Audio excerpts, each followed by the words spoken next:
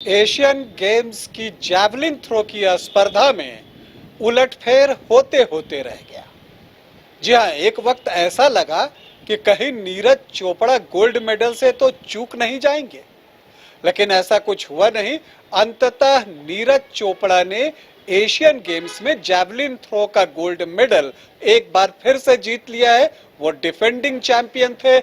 2018 में भी जो एशियन गेम्स हुआ था उसमें जैवलिन थ्रो में जो स्वर्ण पदक है उन्होंने ही जीता था, और अब जो है इस बार भी स्वर्ण पदक उन्होंने ही जीता।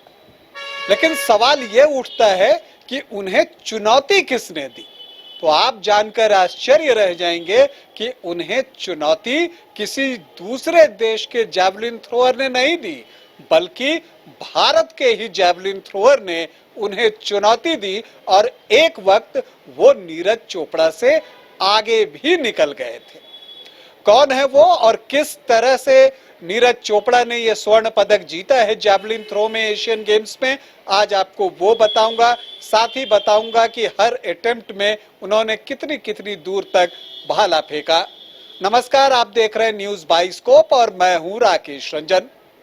जब एशियन गेम्स के जैवलिन थ्रो की स्पर्धा से पाकिस्तान के अरशद नदीम ने अपना नाम वापस लिया तो लगा कि अब नीरज चोपड़ा के लिए कोई मुकाबला बचा ही नहीं है। लेकिन जब मुकाबला हुआ तो दिखा कि नहीं, मुकाबला तो है, और उन्हें मुकाबला देने के लिए सामने आए भारत के ही किशोर कुमार जेना। तो हम हर अटेम्प्ट में दोनों की बात करेंगे कि किस तरह से किसने किस अटेम्प्ट में कितनी दूरी तक जो है अपना जेवलिन फेंका है। तो आपको बता दूं कि जो पहला अटेम्प्ट नीरज चोपड़ा का रहा वो रहा 82.38 मीटर का। तो किशोर कुमार जेना ने अपने पहले प्रयास में 81.26 मीटर दूर तक भाला फेंका।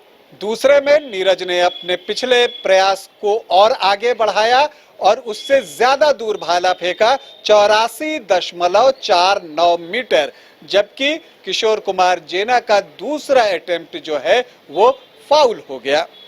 इसके बाद आगे बढ़ता है तीसरा प्रयास जो है वो नीरज चोपड़ा जो है वो फेंकते हैं। चूंकि वो थ्रो अच्छी नहीं थी तो वो जानबूझकर फाउल करते हैं, उस लाइन से आगे निकल जाते हैं। लेकिन यहाँ पर जो है किशोर कुमार जेना एक चुनौती पेश करते हैं और 86.77 मीटर दूर तक अपना भाला फेंक देते हैं, और जो स्कोर बोर्ड था उसमें सबसे टॉप पर आ जाते हैं।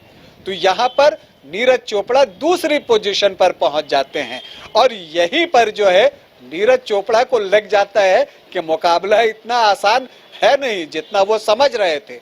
तो चौथे अटेम्प्ट में वो पूरा जोर लगाते हैं और 88.88 मीटर दूरी तक अपना भाला फेंकते हैं। आपको यहाँ ये बता दूं कि ओलंपिक्स में जो उन्होंने भाला फेंका था और गोल्ड मेडल जीता था, ये उससे ज्यादा की दूरी है, क्योंकि ओलंपिक्स में उन्होंने 87.58 मीटर दूर भाला फेंककर स्वर्ण पदक जीता था। लेकिन यहाँ पर उन्होंने 88.88 मीटर अपने चौथे प्रयास में फेंका। तो किशोर कुमार जेना भी छोड़ने के मूड में नहीं थे, वो फिर जोर लगाते हैं। ये अलग बात है कि वो 88.88 मीटर तक नहीं पहुंच पाते, लेकिन 87.54 मीटर तक पहुंच जाते हैं।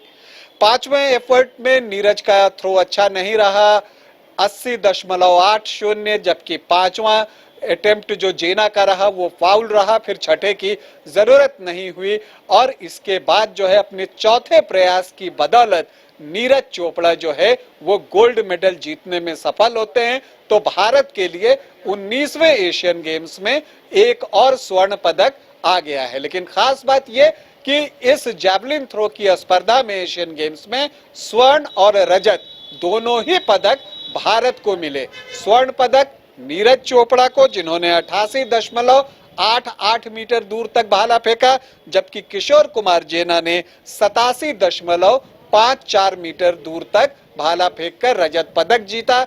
कांस्य पदक जो है वो जापान के जैवलिन थ्रोअर को मिला। हालांकि उनकी रैंकिंग जो है वो किशोर कुमार जेना से बेहतर थी। वर्ल्ड रैंकिंग की हम बात करें तो नीरज चोपड़ा 1 पर, किशोर कुमार जेना 11 पर, जबकि वो जो जापानी जैवलिन थ्रोअर थे उनकी रैंकिंग 8 की है। लेकिन बावजूद इसके किशोर कुमार जेना ने बेहतर प्रदर्शन किया और रजत पदक जीता। एक बार फिर से नीरज चोपड़ा को उनके स्वर्ण पदक जीतने पर, किशोर कुमार जेना को उनके रजत पदक जीतने पर बहुत बहुत बधाई। आप सभी को बधाई। अभी के लिए इतना ही, इजाजत दें, नमस्कार।